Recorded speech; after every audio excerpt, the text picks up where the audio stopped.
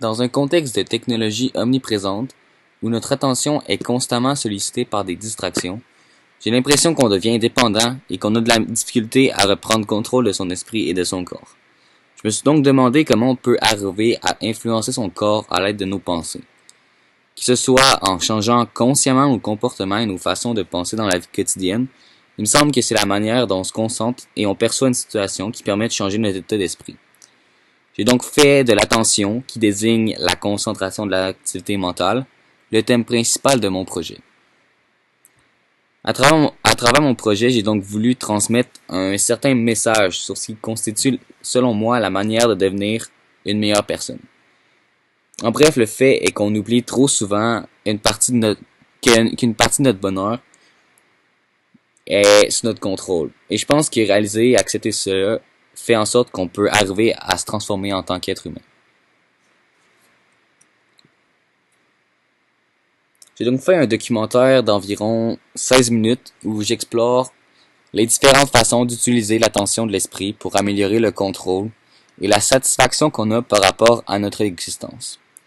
Je me suis surtout concentré sur les façons de changer son état d'esprit et sur les effets de ceux-ci, sans m'attarder trop sur les statistiques car je voulais créer cet effet de proximité dans la vidéo.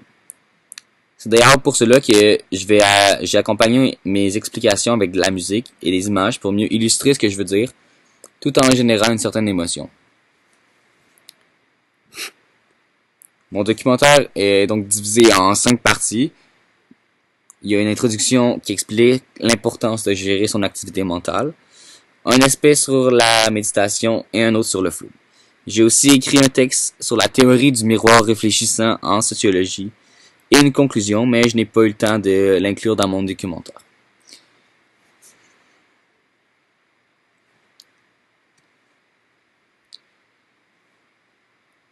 Donc j'ai tout d'abord fait beaucoup de recherches sur Internet pour approfondir mes connaissances sur le sujet. J'ai essayé en général de prendre des articles scientifiques et de les vulgariser en quelque sorte.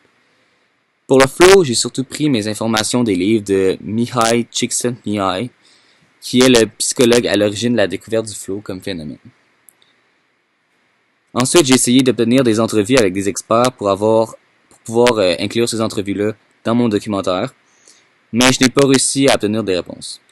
Je me suis donc tourné vers un style de vidéo, comme j'ai dit, plus personnalisé, plus intime, où en plus de me baser sur ma recherche, j'ai introduit un peu de ma propre compréhension du monde.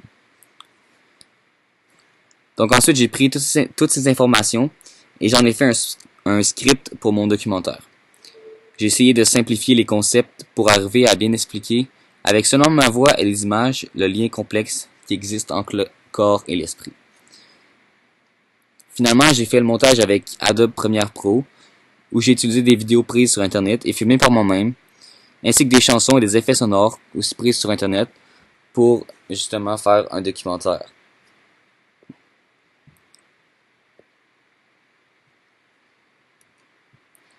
Dans mon projet, je vais avoir utilisé la psychologie pour expliquer les processus mentaux qui découlent de l'attention, du concept de l'attention, la sociologie pour parler de l'influence des autres, la biologie pour expliquer les effets physiologiques de ces influences, et la philosophie pour expliquer pourquoi acquérir un tel contrôle rend une existence meilleure.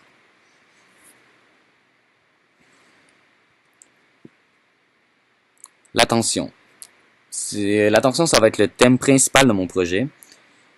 Le fait est que l'attention forme la perception qu'on a de toute chose, tout en permettant au cerveau de récupérer de l'information et de coordonner les activités du corps.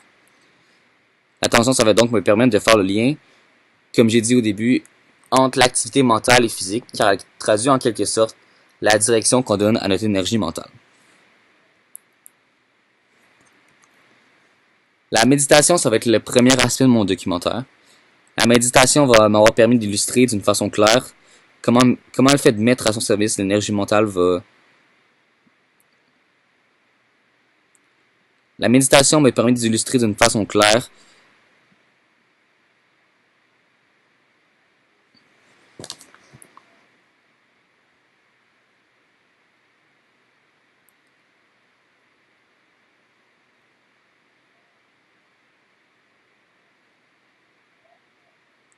La méditation m'a permis d'illustrer d'une façon claire comment mettre à son service l'énergie mentale qui résulte de l'attention, ainsi que les impacts qu'elle amène pour le corps et pour l'esprit.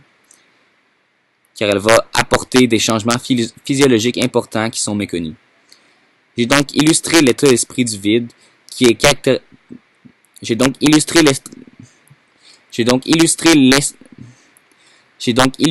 l'état d'esprit de vide qui est caractéristique de la méditation, ainsi que la façon dont elle permet de faire passer l'attention et les pensées sous le contrôle de la volonté.